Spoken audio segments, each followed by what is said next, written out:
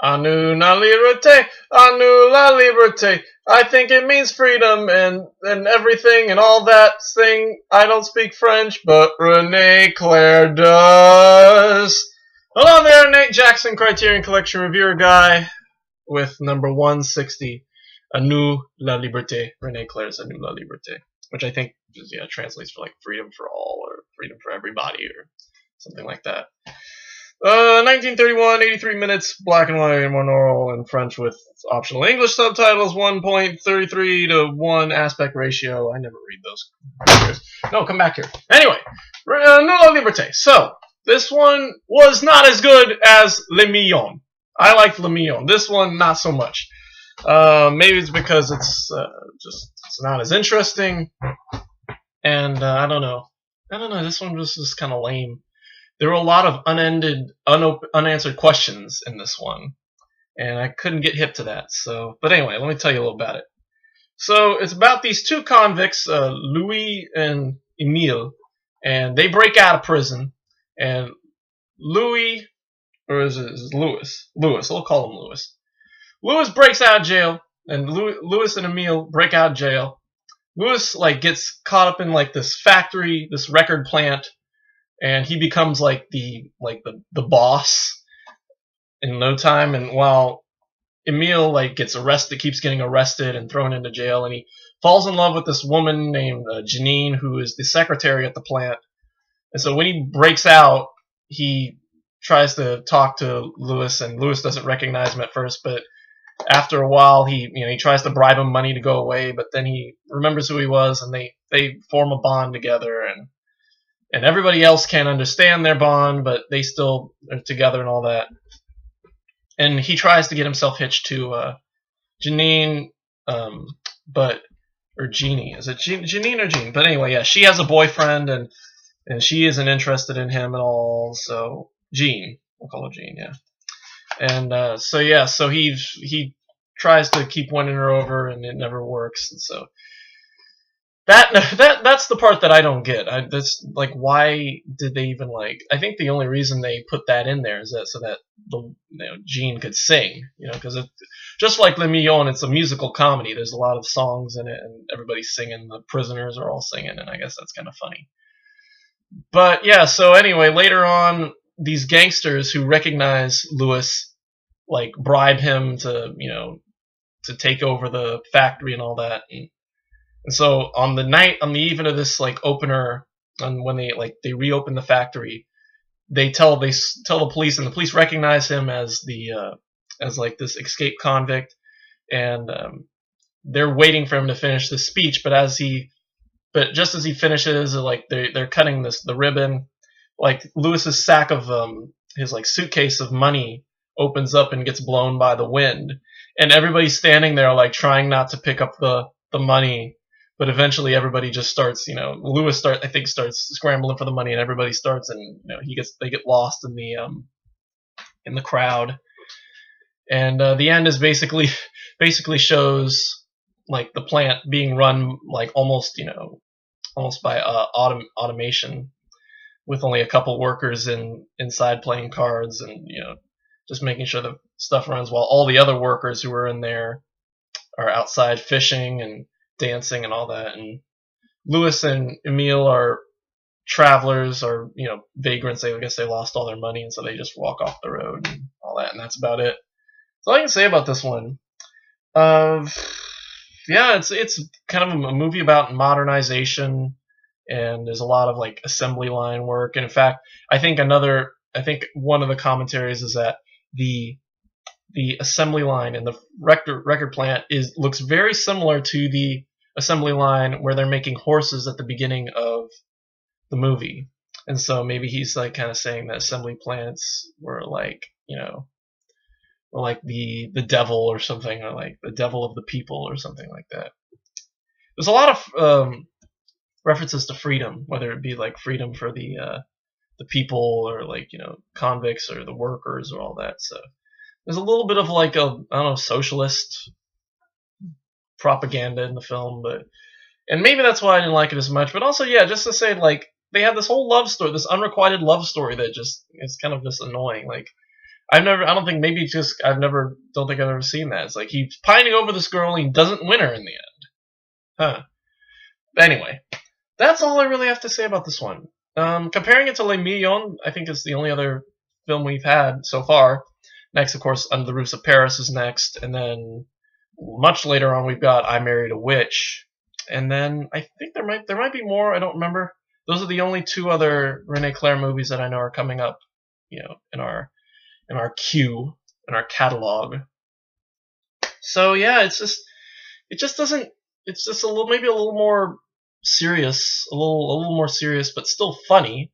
There's a lot of interesting gags, and all that. But yeah, it just doesn't work as well. So I'm gonna give it a B. It's not bad, but it's not like laugh out loud hilarious and clever like I'd say Le Million is. Le Million just has so many just wonderful ideas and aspects to it that just make it really, really fun. And a great comedy and a musical at that too. And that's another interesting thing about about Rene Clair's movie. Just like Le Million, it's a musical, and just like that one, the lyrics, the subtitle lyrics, the English lyrics rhyme. And I'm wondering if this isn't part of Criterion like aspects, because none of the other movies that I've seen, none of the other lyrics rhyme. They're just like poetic translations of the lyrics. And so I'm wondering if Rene Clair actually had like English subtitle lyrics for his songs. So he like wrote all his lyrics in English too, and just that's what we get is Rene Clair's translations. But I would think it would say, it just always says, new and improved English subtitle translation. So maybe there's somebody out there who's working on Clair's movies exclusively and translating them, to rhyme. Who knows? Anyway, so B, not great, but still pretty funny. One of the all-time comedy classics, I beg to differ. Anyway, so, subtitles. Oh, supplements. They packed on supplements. First of all, there are 2 deleted scenes that were in the original film, but Rene Clair apparently was one of those, I call him a Zappa-esque, because Zappa would, change his albums after when they were remastered. So Clair deleted 2 scenes from the movie, which shortened the film, almost extensively. There's one scene where Emile is like in this field and this flower starts singing to him, and it's like it's not like animation, it's just like the flower just like moves and all that. And I can see why he would cut that, because it's just like, it doesn't look very great. It just shows a flower like barely moving, and it's supposed to be the flower singing, and I don't think it comes off very well. And the other scene, which is really like I think almost 8 minutes, is like this scene where they're in this magic park and Emile's still trying to win over Jean and Paul. I guess they're fighting and all that. And so I think Jean and Emile dance or something. I think there's actually a huge portion of it that's actually lost forever. So Criterion just put together whatever they had on the DVD. And yeah, so there's the 2 deleted scenes. There's a short film by Clair and artist Francis Picabia called Entract, which is one of the weirdest things I've seen so far. I mean, between this and Blood of a Poet, oh man, the avant-garde is slowly working its way into the Criterion collection. Yeah, and I don't know how to describe it, so I won't. It's just a bunch of random slow motion shots and people at a wedding or a funeral running after things, and some guy with a magic wand making people disappear at the end, and it's weird. There's a almost half hour, the 25-minute audio essay about this very famous like court case between Rene Clair and Charlie Chaplin, because I guess Charlie Chaplin's Modern Times is horrendously I guess they thought that it was like horrendously significantly like ripping off a Nous, Liberté, and because of like the assembly line aspects, the modernist themes and all that. And Rene Clair apparently had like no beef with Chaplin. He admired Chaplin's work, and Chaplin said that if he took from him, I'm not mad at him. But apparently there were like there's still all these legalities between like the film companies that were they sued them. They kept suing each other for like 10 years or something like that. And apparently they might have had something to do with like the Nazi party because a Nous Liberté's production, the film distribution company with Germany or something like that, or it was like Chaplin or something. I don't remember. But yeah, it's really really interesting. It's one of those really interesting like film history things. And then the final thing is a 15-minute interview with what's her name? What is this woman's name? Brogna-Claire, Madame Brogna-Claire, who's Rene Claire's wife, and she just basically talks about how she met him, and I think it was done for Rene Claire's 100th birthday in 1998, and so yeah, it's just basically her talking about her life with Rene. So anyway, that's that. A Nous Liberté B. Yeah. And so that's it for today. Tomorrow, another Rene Claire joint under the roofs of Paris, sous les toits de Paris, and that's number 161. And then probably Thursday, number 162, Ratcatcher.